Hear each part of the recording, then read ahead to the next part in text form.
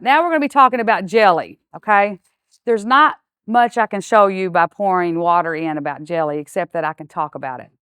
Uh, Jelly, jams, you want a water bath. If you have fruit and you want to can it, the best way to preserve, you can do jellies, jams, you can do pie fillings and things like that. When we get to the pressure cooker, I'll get it here in a minute. I'll show you how to do pie filling. But when you're doing jams and jellies, you can also use juice, grape juice from the store. 100% grape juice, 100% strawberry juice, apple juice.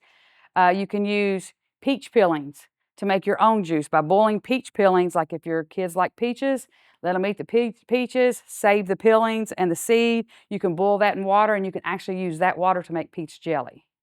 So I've done that a lot when I first started. Because we didn't have grapes, they wasn't mature enough yet. We didn't have all our fruit trees, so I would just buy 100% grape juice, and you can make it just the same. So probably the easiest way I can tell you to make jelly is you can buy this Sure-Gel pectin, or you can buy it from the Amish like I do. This is what I do. It's cheaper. If you go, you can find an Amish or a Mennonite store. It's way cheaper to buy pectin that way. But in the it's fruit pectin is all it is. They sell it at Walmart and little things too, but little containers. But the Amish sell it cheaper. But you can get the Sure-Gel. And on the Sure-Gel, if you're going to do a regular batch, then you can find the directions that says cook jam or jelly. Really simple. I mean, you can just go straight by this, and you can do jelly. Real simple. You will take.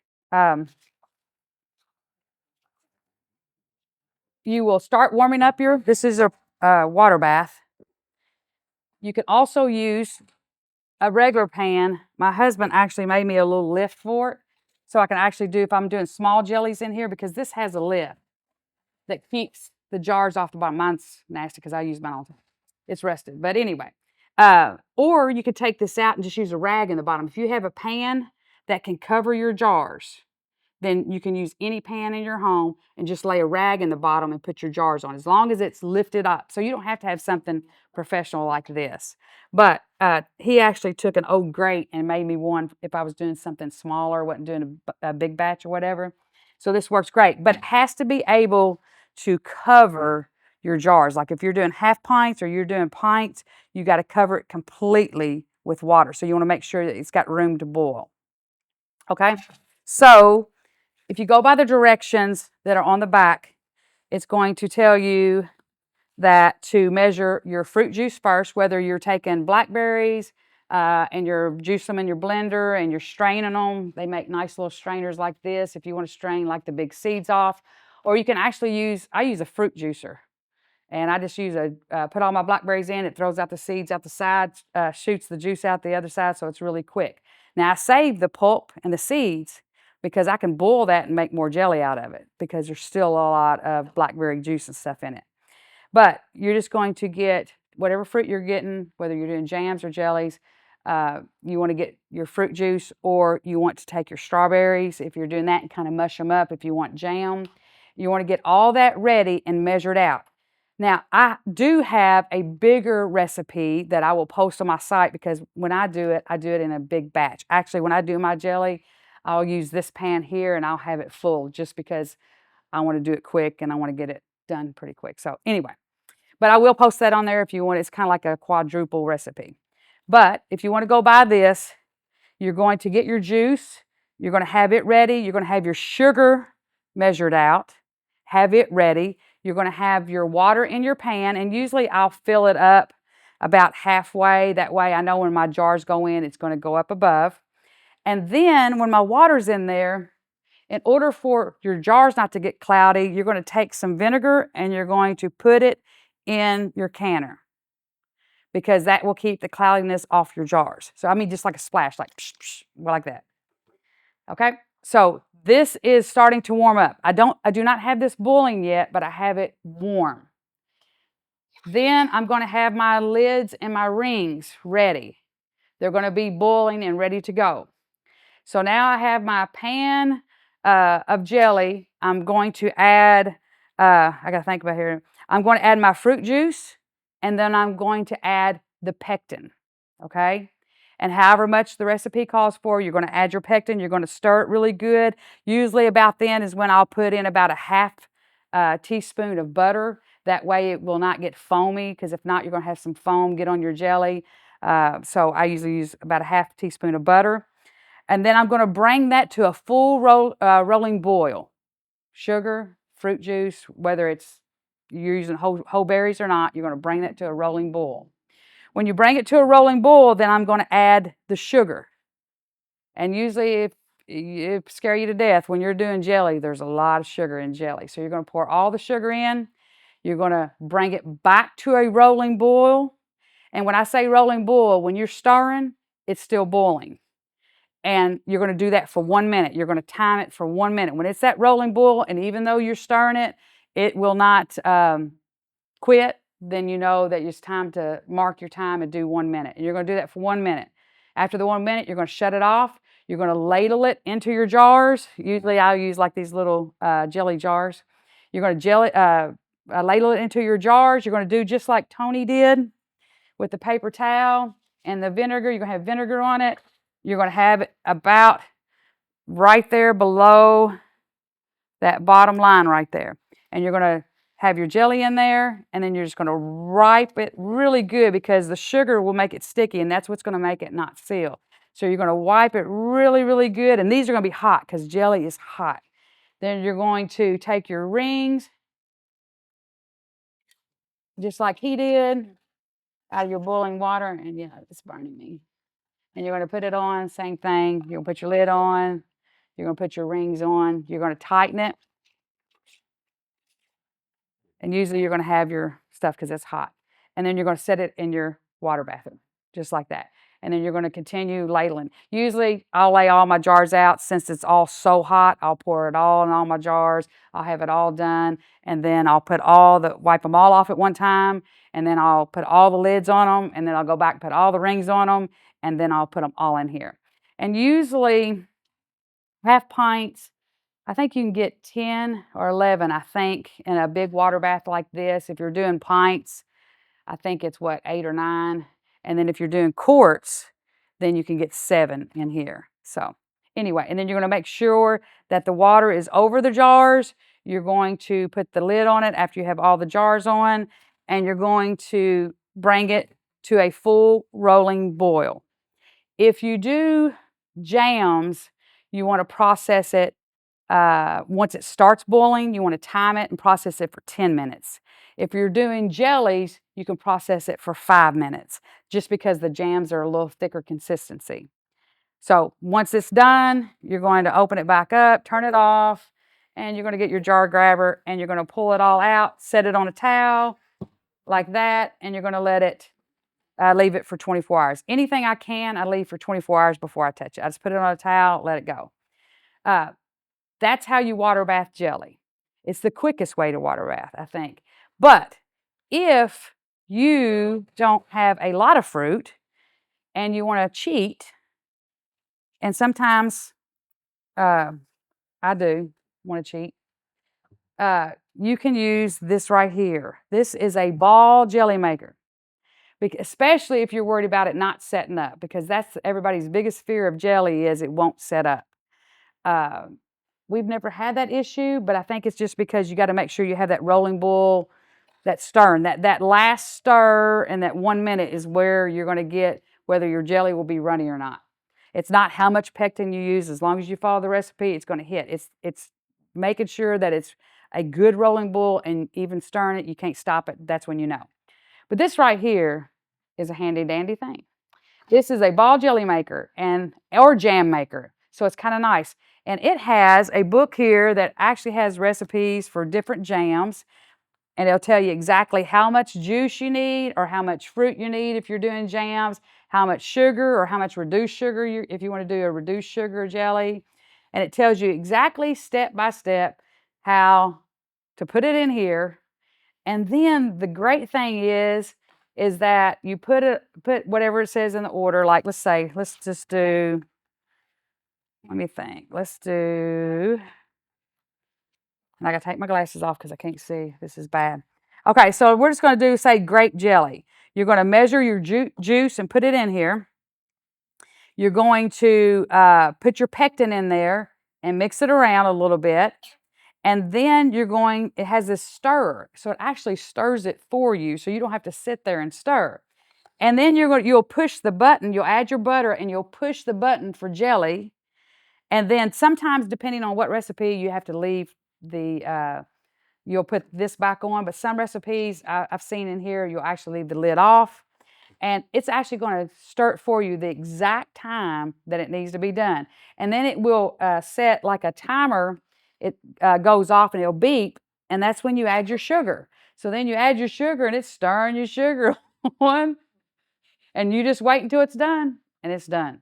So you don't have no guessing. So if you're scared about it or you do small amounts of jelly, this is nice. Like if I'm getting plums in or something and I'm like, okay, we're out of plum jelly, I'm going to make some. But usually with what I do is I freeze my fruit because we're so busy during the summer. And then fall and winter, I do all my jellies. So, but if we're out for some strange reason, this is great because this will make, I think, five and a little bit to put in the fridge, half-pint jars. So it does it really quick. And like I say, there's like grape jelly, plum, cherry, blackberry, strawberry. So this is really about $80 is what I paid for it. So it is an investment, but it is nice if you want to cheat sometimes. Especially you don't have to sit with it. Just walk away. It'll beep. You'll hear it. You'll come back. You'll throw your sugar in. You walk off. 17 minutes later, you open it up. You got your jelly. You scoop it out. You do the same process. You put it in all your jars. You put your hot lids on. You put them in. Process. 5 minutes for jellies. 10 minutes for jams. So that's sweet. That's nice. Anyway, but if you just do it 1 minute, 1 minute, let it be boiling hard. As long as it stays boiling when you stir it, you're good to go. So really, once you do it 2 or 3 times, you're like, okay, this is not bad. Especially you can take a big thing of grape juice, 100% grape juice, and you make a lot of jelly.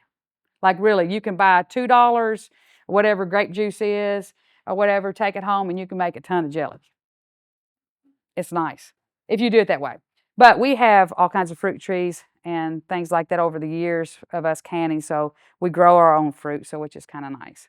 And so we got to have a way to preserve it. And this is what we do. We'll make jellies or we'll make pie fillings. But pie fillings, you have to use your pressure cooker. So what do I use to water bath? Usually water bath, I reserve that just for my jellies and jams. You can even, like red pepper jelly, I make that. I'll do that. I'll water bath that. That's pretty much all I water bath. It's my jams and jelly. Now, I know a lot of people will water bath their tomatoes. Even some people will water bath their green beans. I do not. You want to come up and speak on about acidity? He's the techno guy when it comes to stuff like, yeah, he's a science guy. He's a science guy about that. So most vegetables, with the exception of tomatoes, have a pH of about 4.6 or higher, which means the higher the pH, the less acidity. And that is a problem when you're water bathing. So you don't want to, people do tomatoes, you've said that. They have about 4.3 to 4.6. So they're kind of on the border, right? You can do tomatoes. People get by with tomatoes. If you want them to last for years, 5, 6, 7, 8 years. 15. 10 years, 15. We've got some that are that old. You want a pressure can. They won't let, if they last, they'll last a year. But we've known people to do a bunch of tomato sauce and, the next year it's spoiled.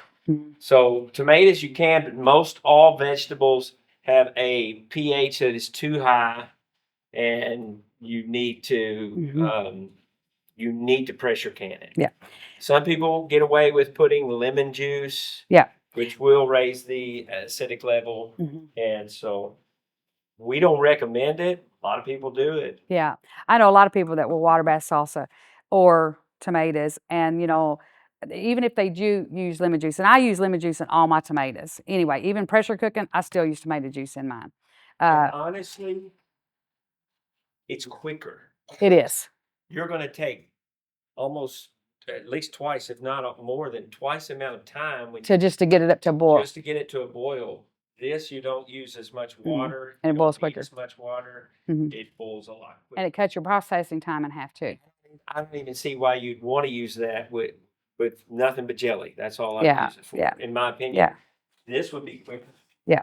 But a lot of people are afraid of this. You know why you're afraid of this? Because when you were a kid and your mom wanted you out of the kitchen, she was doing something. I'm canning. Get out here. This thing could explode. Right? So we've had this fear of canning. No, there's very little pressure, 10 to 12 pounds, which your car tires got way more than that. So there's very little pressure. It's not going to explode. There's plenty of safety mechanisms. Yeah. So Yeah. don't be afraid of the pressure canner.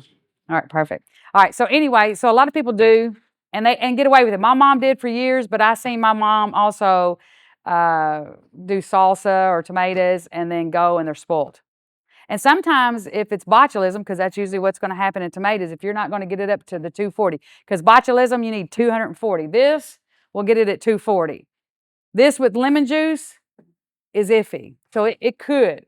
Now, like I said, I know people that do it, and I'm not bashing because, hey, if that's what you want to do, that's can. But I do not, because I want to make sure that my stuff lasts. Because, like I said, when we can, usually we have 2 or 3 canners going at one time.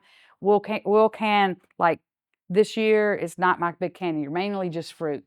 But so we'll grow enough in the garden just to kind of eat and get through. But I'll take a year and it's tomatoes. I got 40 tomatoes planted and we're canning everything under the sun tomatoes. We'll do barbecue sauce, we'll do ketchup, tomatoes, Rotel, spaghetti sauce, pizza sauce, you name it, we're canning it.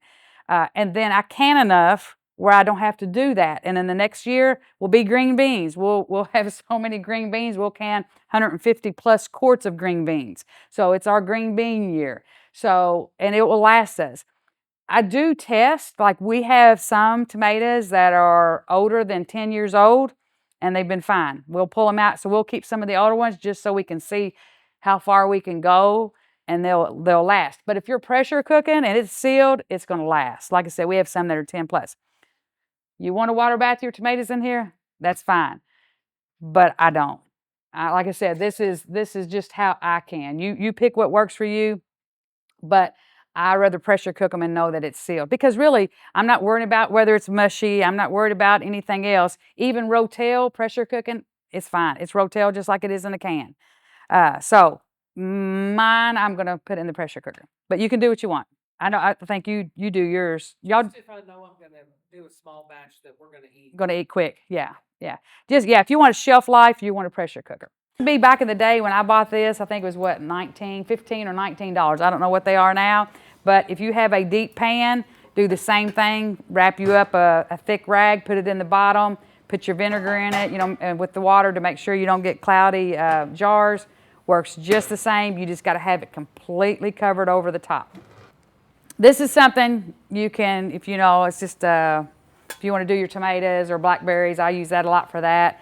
But actually, when I do my tomatoes, I do not juice them. I keep the peelings in them and I keep the seeds on them. If you ever ate soup at my house, and some of you here I know have, it's all in there and you'll never know it. I put them in a pan, like if I'm going to do soup and I'm going to do tomato juice, let's just say, I call it for soups. It has skins in it, it has seeds in it, and you'll never know it. It's just easier for doing it. I just use what I call my Zerberter. It's one of those, soup stirs or whatever, and I'll just go, yeah, stick blender, that's what it is. I call it Zerberter. We're from Seabury, that's what we call them down there. And I'll just use that, and I puree it and put it in the jar, and so you get all the good stuff. I don't waste my time. I got to be quick, so. And you're wasting tomatoes. Yeah, it's a lot of waste. So I want to use everything I can. I do core them. Let's just say I do core them, but other than that, I want to keep all the tomato that I can. Even though you have like a rack in here and stuff, and this is just because I've used this thing. Eventually, I had one I used so long, and this is getting close, where I've used it so much, eventually it'll get that hole in it. But if it don't have a rack, you just want something up just to lift it up a little bit, so it don't matter. Just to keep off the bottom. Anybody got any questions? Water bathing. Jelly maker. These are nice. Where'd you get that? Walmart. What? Yeah. Well, I mean, it just depends if you want to invest the $80. I mean, most of the time I like to be frugal, but this is nice. This is a nice investment. You can do it this way with a small family too. But you're going to have to sit there with it. You're going to have to learn, how to sit there with it and stir it, where this one you just kind of pour in. If you're like me, I got like 15 things going on at once. No. Is anybody canning here so far? I know you do and you do. Anybody else can at all? You do? Okay. So is anything I'm saying like freaking you out? Like, oh, I can't believe she does it. Okay. So I'm doing good. Okay. Okay. All right. And don't forget, I will be putting the big recipe for jellies. If you want to do big ones, that's the way I do it. Of course, you cannot do big ones in this one, so you're going to have to use your own pot, like something like that one. But I will be putting that recipe on. Yes, I will put a couple of my pickle recipes that I use. I'll put those on. I'll put the squash on. I also have another one for like a squash relish. I'll put that on. I'll also put my famous pickle relish that I don't share a whole lot, but I am going to share it. If you ever ate it, oh man, it's just the best. Do you have it? I think you do, don't you? I think you do. But anyway, I'll put my pickle relish on there so that if you want to make pickle relish, especially when you have the overgrown pickles, that's the best thing to use for that. No, like these are a little iffy for me with pickles. I mean, you could still use them for pickles, but when they get much bigger than this, and sometimes they'll even kind of start turning a little bit of yellow, you can use that in pickle relish and you're never going to know it. So, but I'll put my recipe on there for that as well.